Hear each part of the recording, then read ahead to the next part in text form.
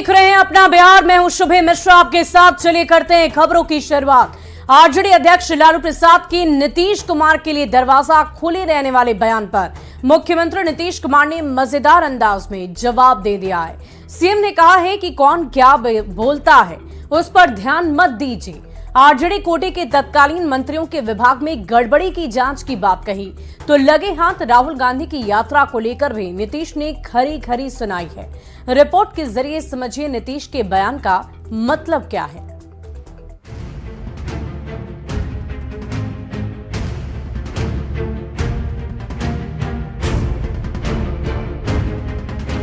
कौन क्या बोलता उसके चक्कर में मत आइए। अब हम लोग एक साथ हो गए हैं। सीएम नीतीश कुमार का बड़ा बयान सामने आया। कल लालू प्रसाद के बयान के बाद आरजेडी के ऑफर को नीतीश ने ठुकरा दिया है। नीतीश ने कहा है कि कौन क्या बोलता है इसके चक्कर में नहीं रहिए, हम एनडीए के साथ हैं और एक साथ काम कर रहे हैं। नीतीश ने लालू से मुलाकात को महज एक संयोग बताया है तो आरजेडी कोटे के पूर्व मंत्रियों के विभागों की जांच पर नीतीश ने कहा है कि अगर गड़बड़ी हुई है तो जांच कराएंगे।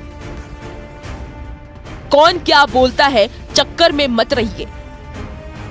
आरजेडी के साथ ठीक नहीं चल रहा था, अब एनडीए के साथ काम कर रहे हैं। लालू से मुलाकात महज एक संयोग है। विभाग में गड़बड़ी हुई है तो जांच होगी।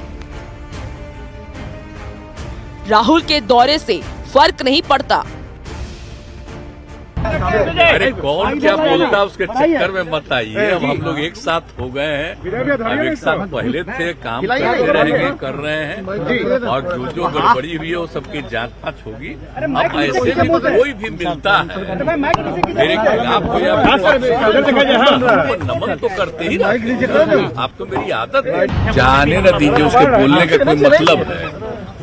उसको तो कितना बार कह रहे थे। अब वो जो कहते रहते हैं, जो हम लोग यहाँ पर जातीय गणना करवाए, जाति गणना कराए, अब हम बराबर कहते थे मीटिंग में कि जरा बोलिए बिहार में कितना बड़ा काम हुआ है। नीतीश का बयान लालू प्रसाद के शुक्रवार को दिए उस बयान के बाद आया है जिसमें उन्होंने नीतीश को लेकर कहा था कि दरवाजा खुला ही रहता है।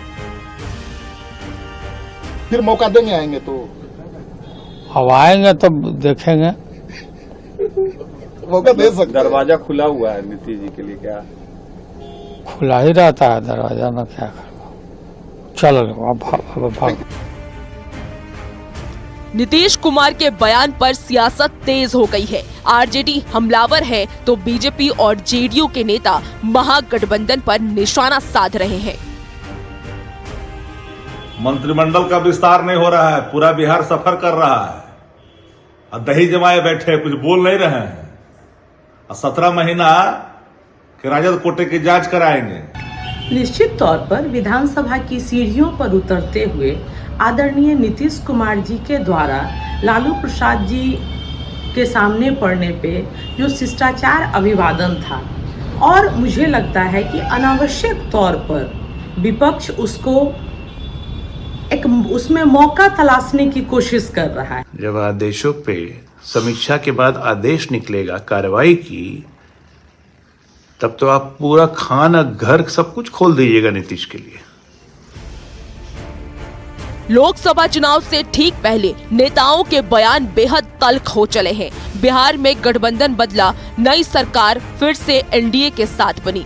नीतीश कुमार को लेकर चाहे जो भी बातें विरोधी दल के नेता कह रहे हों, पर नीतीश कुमार ने बेहद ही साफ तौर पर ये बता दिया है कि किसी को कंफ्यूजन में रहने की जरूरत नहीं है।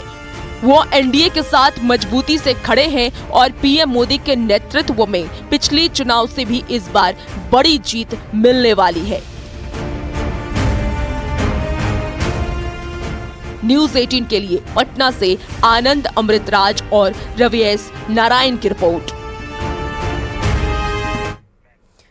वहीं महागठबंधन सरकार में आरजेडी कोटे के मंत्रियों द्वारा हुए काम की समीक्षा कराने के मंत्रिमंडल के आदेश पर राजनीति गर्म है। आरजेडी नेता और विधानसभा के पूर्व अध्यक्ष अवध बिहारी चौधरी ने कहा है कि फाइल खुलवानी है तो खुलवाएं, लेकिन ये बताएं कि उस समय मुख्यमंत्री कौन थे और किनके नेतृत्व में मंत्री परिषद चलती थी।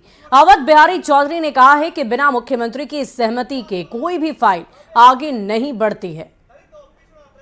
खुलवाने के लिए बातें कही है मुख्यमंत्री जी ने आदेश। एक बात बतला देते हैं, जो 17 महीने की फाइल है उस फाइल को खुलवावें, किसी को रोक नहीं है। लेकिन मैं पूछना चाहता हूं कि मुख्यमंत्री कौन थे, किनके नेतृत्व में मंत्री परिषद चलती थी? क्या ऐसा भी कहीं हुआ? जो भी संचिका मिनिस्टर के यहाँ से आवश्यक नीतिगत होती है उसका अनुमोदन मुख्यमंत्री से होता है और फिर जो है कैबिनेट का मुहर उसमें लगता है, जिसमें मुख्यमंत्री के नेतृत्व में मंत्री परिषद। और बिहार में नेता प्रतिपक्ष तेजस्वी यादव जन विश्वास यात्रा शुरू करने वाले हैं। मुजफ्फरपुर से तेजस्वी यादव की यात्रा की शुरुआत होगी। आरजेडी नेता तेजस्वी की यात्रा को सफल बनाने के लिए दिन रात एक किए हुए हैं। 20 फरवरी को तेजस्वी यादव इस यात्रा को शुरू करेंगे। आरजेडी विधायक जितेंद्र राय ने कार्यकर्ताओं के साथ बैठक की और पूरे प्रोग्राम को लेकर अहम चर्चा की है।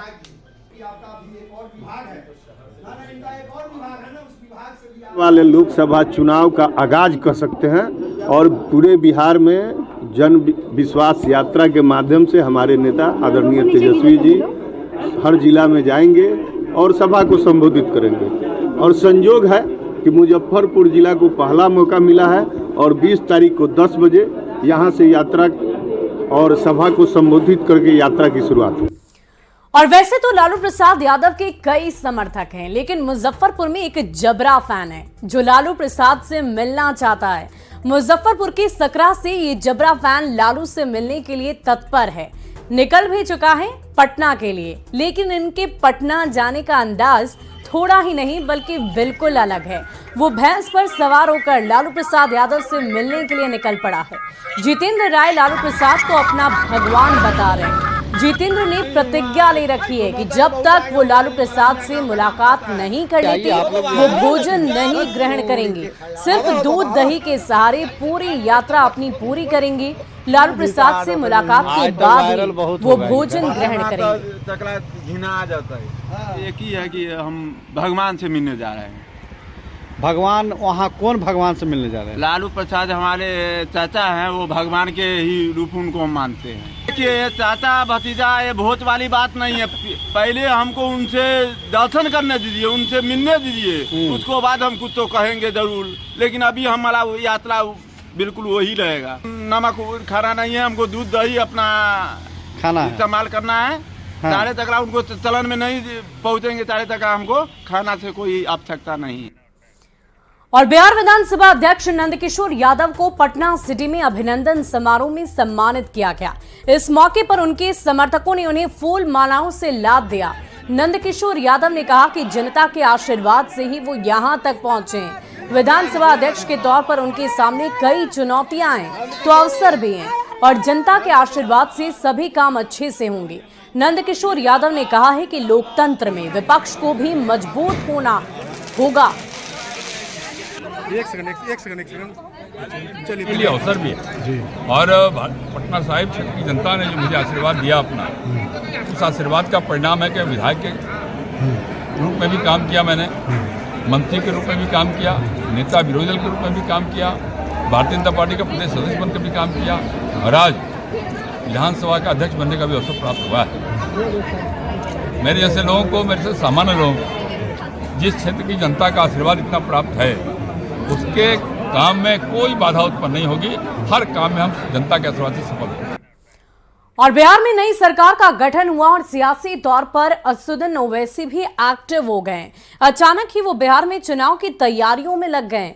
सीमांचल में अपनी सियासी जमीन को और मजबूती देने के लिए एमआईएम प्रमुख असदुद्दीन ओवैसी बिहार पहुंच गए और पूर्णिया के डगरुआ में सभा को संबोधित किया है। जनसभा को संबोधित करते हुए असदुद्दीन ओवैसी ने कहा कि आगामी लोकसभा चुनाव में बिहार के सीमांचल क्षेत्र से अधिक संसदीय सीट पर उम्मीदवार उतारने की योजना बना रहे हैं। अंतिम निर्णय बहुत जल्द ले लिया जाएगा। ओवैसी ने अख्तरुल इमाम के लोकसभा चुनाव लड़ने के संकेत दिए।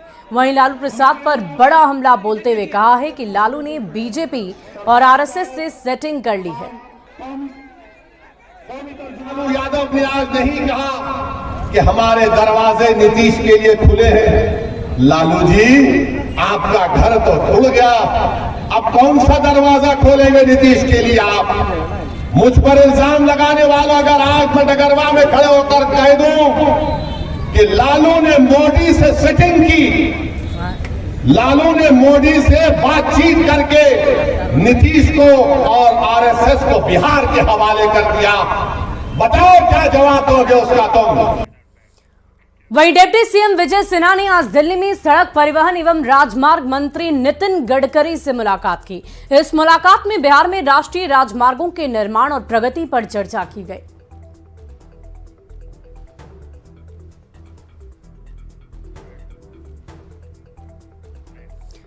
वहीं बिहार सरकार द्वारा स्वास्थ्य विभाग, पथ निर्माण विभाग, खनन विभाग, लोक स्वास्थ्य अभियंत्रण विभाग में पिछले 1 साल के कराए गए काम की जांच के फैसले पर कांग्रेस ने तीखी प्रतिक्रिया जाहिर की है।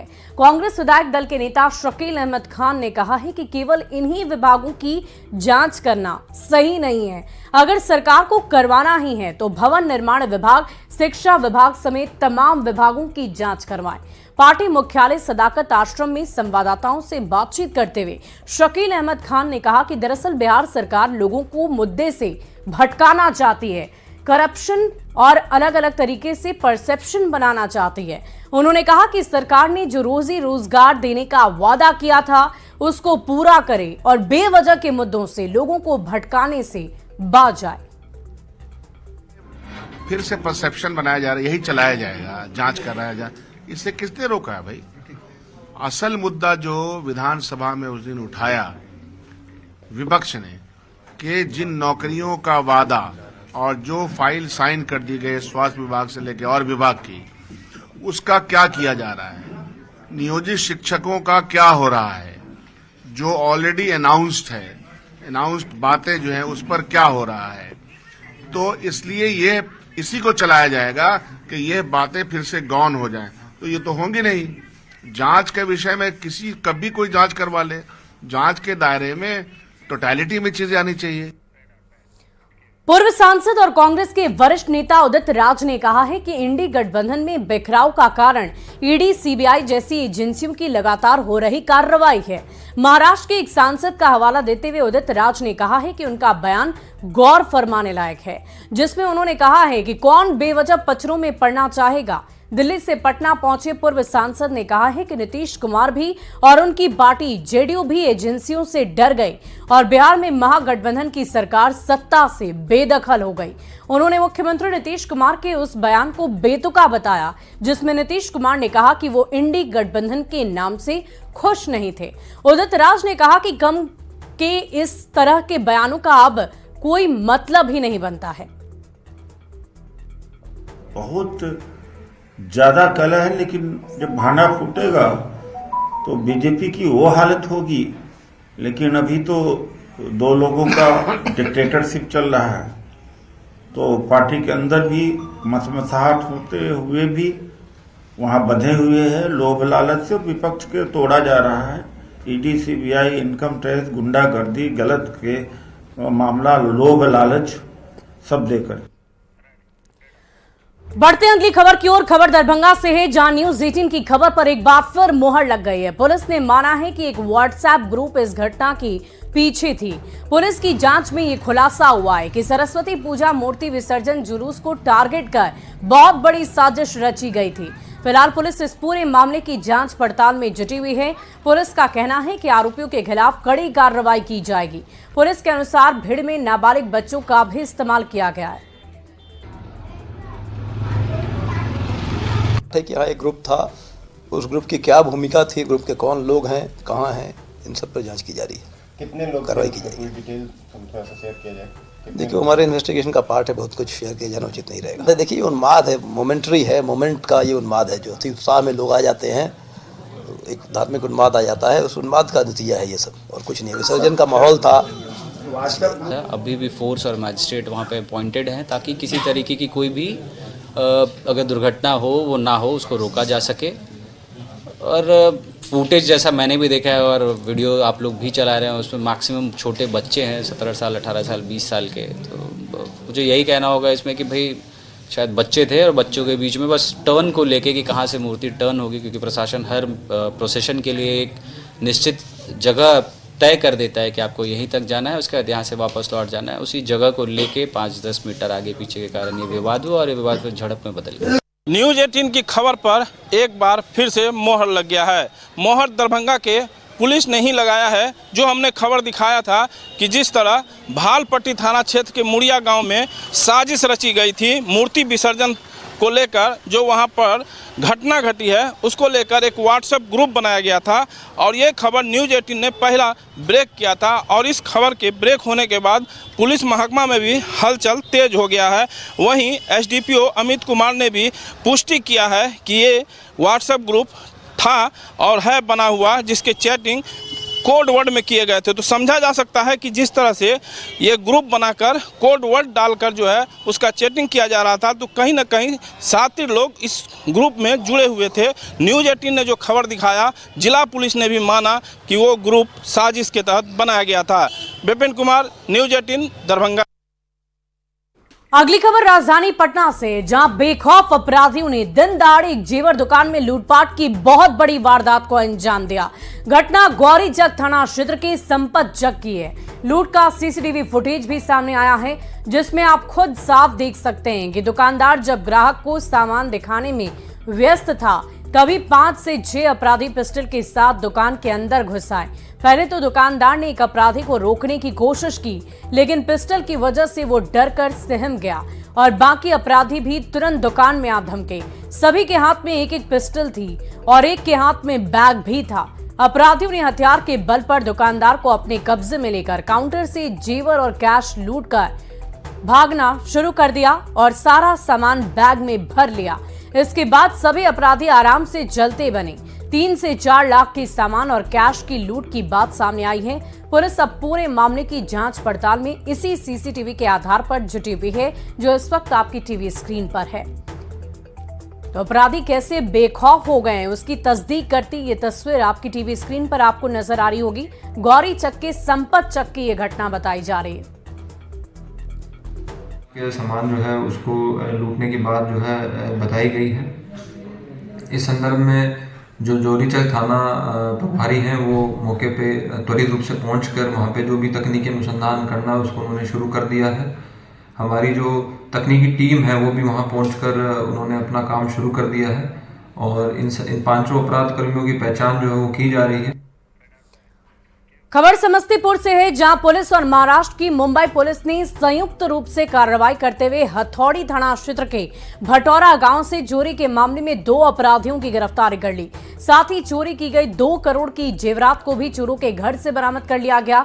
पुलिस की कार्रवाई में गिरफ्तार किए गए चोर की पहचान राजा कुमार के रूप में की गई है। मधुबनी के नीरज कुमार को भी पुलिस ने गिरफ्तार कर लिया है। दोनों आरोपी मैट्रिक के परीक्षार्थी बताए जा रहे हैं। गिरफ्तार किए जाने के बाद मुंबई पुलिस दोनों को अपने साथ लेकर मुंबई रवाना हो गई। घटना के संदर्भ में मिली जानकारी के अनुसार बीते 10 फरवरी को दोनों युवक मुंबई के एक ज्वेलर्स के घर से करीब 2 करोड़ से अधिक हीरा, सोना इत्यादि ज्वेलरी चुराकर वहां से फरार हो निकले थे और 13 फरवरी को समस्तीपुर अपने घर पहुंचे।